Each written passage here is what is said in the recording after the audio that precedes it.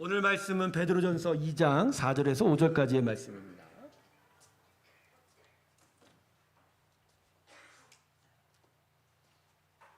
베드로전서 2장 4절에서 5절까지의 말씀입니다.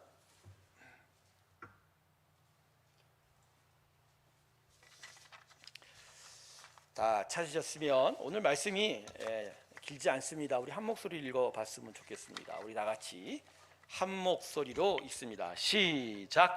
사람에게는 버림바가 되었으나 하나님께서는 택하심을 입은 보배로운 산돌이신 예수께 나아가 너희도 산돌같이 신령한 집으로 세워지고 예수 그리스도로 말미암아 하나님이 기쁘게 하실 신령한 제사를 드릴 거룩한 제사장이 될지니라. 아멘. 자, 베드로가 오늘 본문 4절에서 예수님을 어디에 비유하고 있어요? 4절 보세요. 보배로우신 산돌이신 예수께. 예수님이 지금 산돌로서 비유되고 있어요. 그러니까 사람들이 버렸지만 하나님께서 택해서 귀한 보배로운 돌 되게 하신 그 예수님을 지금 산돌이라고 이야기해요. 근데 이 산돌이를 이 4절에서만 끝나지 않고 5절로 이어질 때 이와 같이 우리도 예수님과 같이 뭐가 되라고 얘기합니까? 너희도 산돌같이 되라. 그래서 하나님께 신령한 제사를 드린 거룩한 제사장이 될지니라고 이렇게 얘기하고 있습니다. 근데 여러분, 왜 베드로가 예수님을 산돌에 비유했을까요?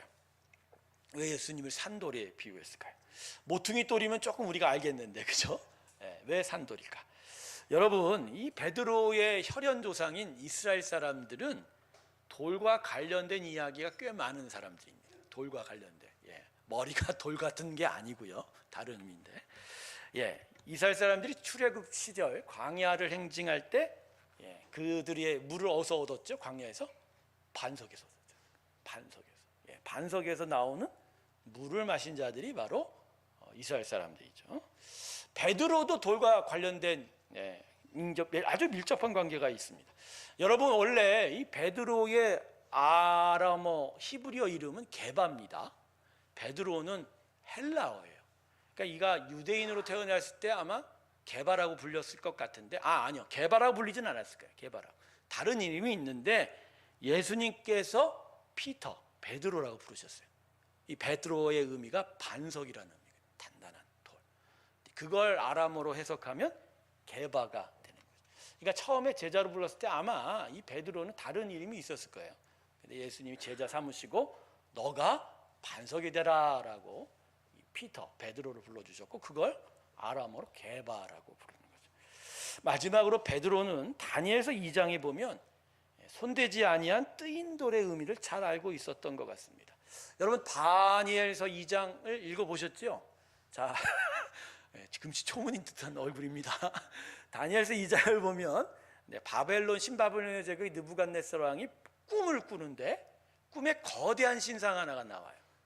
정금과 은과 녹과 철과 흙으로, 그러니까 단단한 모든 것들은 다 합쳐져서 만들어진 거대한 신상이 나옵니다. 근데 이 거대한 신상이 무언가에 의해서 무너뜨려집니다. 근데 그 무언가가 뭐냐면 사람의 손으로 다듬어지지 않은 뜨인 돌이라는 거예요. 뜨인 돌. 그 뜨인 돌이 이 거대한 신상에 부딪혀서 철저하게 무너지고, 그리고 대신 이 뜨인 돌이 온 세상에 가득한 꿈을 이 느부갓네살이 꾸기를. 바로 여기서 그 뜨인 돌이 뭐냐면 훗날 이 세상 권세를 무너뜨리고 하나님께서 그것을 온전하게 고귀하게 세운 바로 예수님을 바로 이 뜨인 돌의 환상으로 다니엘이 이미 환상 속에서 알게 되었던 거죠. 베드로는 예수님이 이 뜨인 돌인 것을 깨달은 겁니다. 다니엘서의 이 예언과 같이 온 세상에 가득한 그 신상, 우상들을 깨트리고 하나님의 거룩한 나라를 세울 것을 이 다니엘서의 예언서를 통해서 베드로가 깨닫게 되는 거예요. 그래서 그 돌, 바로 예수님은 그 산돌, 그 돌이다. 그분은 돌이기에 그 돌로, 돌과 같이 우리도 그 돌이 될 거다라고 이야기하십니다. 할렐루야. 여러분, 예수님은 하나님의 산돌 되십니다. 산돌이에요. 산돌이에요. 지금도 이 세상 모든 권세들을 깨트리시고 우상들을 깨뜨리시고 하나님의 나라를 세우는 분이 바로 이 산돌이신 우리 하나님이다. 우리 예수님이다. 그리고 오늘 베드로는 그 예수님을 닮아 우리도 뭐가 되라고 얘기하죠? 산돌이 되라. 산돌이다.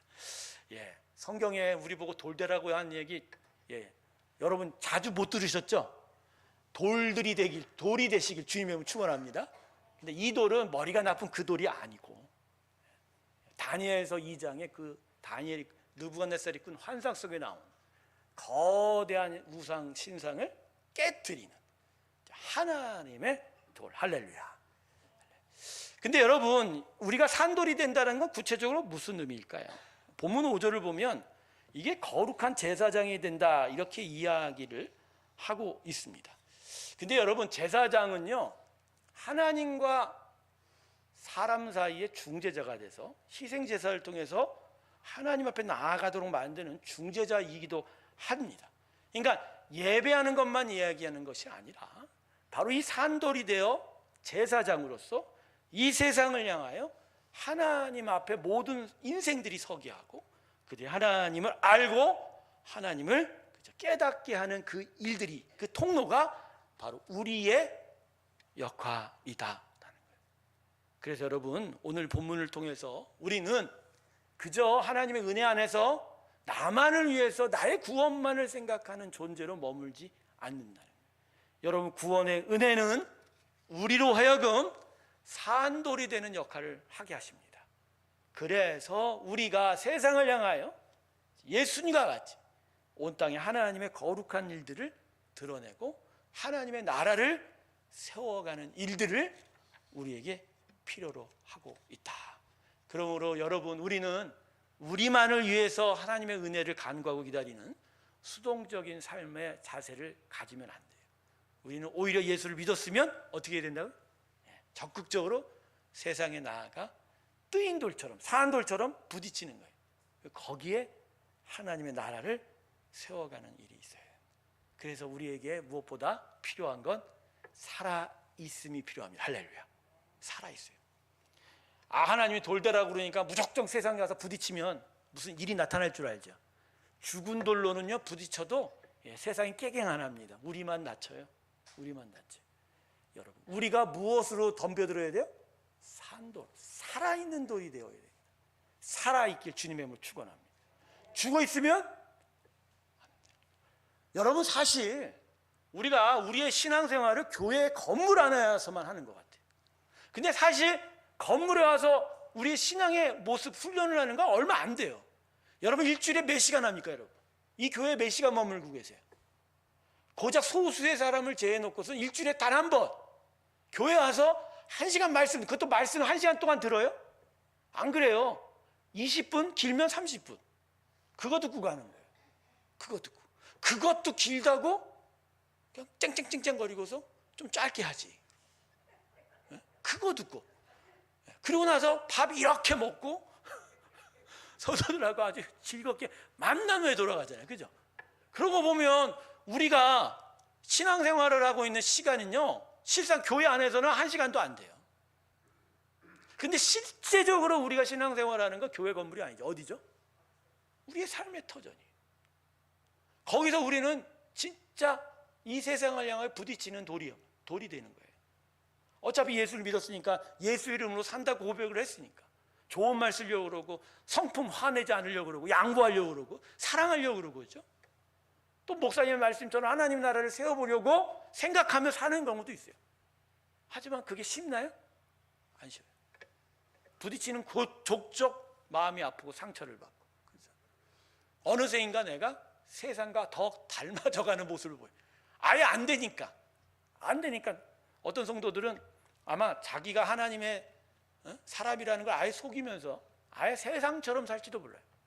그리고 나서 주일날 교회 올 때 또 변장을 하고 오는 거죠. 변장, 가장을 하고 나는 하나님의 사람이다 이렇게 하고 또 교회 건물 나가며 홀라던 그 가면을 벗고 말입니다. 저 그래도 주일날 아침에 화장 안 해요. 여러분, 우리가 살아있어야 이깁니다. 살아있어야 이깁니다. 그냥 하나님의 사람이다 라고 살면요 백전백패예요. 세상을 못 이겨요. 세상을 이길 수가 없어요. 왜 못 이긴 줄 아세요? 우린 희생해야 돼요. 우린 양보해야 돼요. 우린 좋은 것을 위해서 참아야 돼요. 인내해야 돼요. 그러나 세상은 언제나 우리를 공격해요. 세상은 언제나 우리를 넘을 수 있어요. 언제나 그들의 능력이 더 출중하다고 자랑하면서 넘을 수 있어요. 그렇죠? 우리는 그렇게 할 수가 없어요. 우린 그게 아니에요. 언제나 희생하고 사랑하고 양보하고. 근데 그걸 드러내려면 이 안에 믿음이 있어야 돼요. 하나님의 살아있는 그 생명이 있어야, 그 생명의 역사가 있어야 진짜 저 죽은 것들을 향해서 생명의 능력으로 이겨 넘어갈 수 있는 거죠. 근데 이 안에 살아있는 것이 없으면 그 외양, 그 흉내만으로는 결국 세상을 이길 수가 없다. 오히려 창피당하기 일수인 거죠. 부끄러움을 스스로가 깨닫고 저 뒤로 후퇴하고 숨어버리는 게 우리의 모습이다. 여러분, 우리는 그래서 정말 살아있어야 됩니다. 할렐루야. 산돌 되시길 주님의 이름으로 축원합니다. 죽어 있으면 안 돼요. 죽어 있으면 안 돼요. 여러분, 생명이 생명을 만들어냅니다. 사망은 사망만을 만들어낼 뿐이에요. 우리가 여기서부터 죽어 있으면요, 우리의 삶터에서는 생명의 역사가 나타날 수가 없는, 우리가 진짜 하나님 앞에서 이 영이 살고 하나님의 은혜로 내가 생명의 호흡을 하고 하나님을 정말 알고 깨닫는 일들이 우리 가운데 있어야 그것을 붙잡고 내 진짜 삶의 터전에서 생명의 역사를 이루어낼 수가 있는 거예요. 여러분, 능력으로 세상을 이기는 게 아니에요. 지혜로 세상을 이기는 게 아니에요. 예수의 사람은 생명으로 이깁니다. 할렐루야. 생명으로 이기는 거예요. 죽음을 넘어서는 은혜, 죽음을 넘어서는 능력, 그건 오직 예수님이 십자가에 이루신 그 부활의 생명. 그래서 내가 십자가에서 예수와 함께 다시 살아난 그 영의 생명이 나한테 있을 때 우리는 이 세상을 넘어섰을 뿐만 아니라 세상을 이기고 하나님의 영광스러운 승리를 이루어내게 될 줄로 믿습니다. 그래서 여러분, 우리는 언제나 영의 생명을 위해서 기도해야 됩니다. 언제나 기도하고 언제나 참된 예배 가운데 있어서 우리 영의 충만함이 있어야 된다. 성도들은 그걸 착각하는 것 같아요. 내가 예수 믿으면 그냥 내가 살아있는 줄 알아요. 여러분, 예수의 구원은요, 그저 삶의 숨통 하나를 튀어놨을 뿐이에요. 그 예수의 이름을 내가 구원을 받았다는 건 내가 죽지 않고 그냥 호흡만 할 수 있는 것을 튀어나온 것뿐이에요. 내가 진짜 살아있는 삶이 되려면 계속 호흡해야 돼요. 영의 호흡을 하고 기도하고 하나님 앞에 예배하는 일들이 나와야 돼요. 그래야 이 안에 그 호흡이 점점 될수록 어떻게 해요? 정말 생명의 사람으로 커져가는 거예요.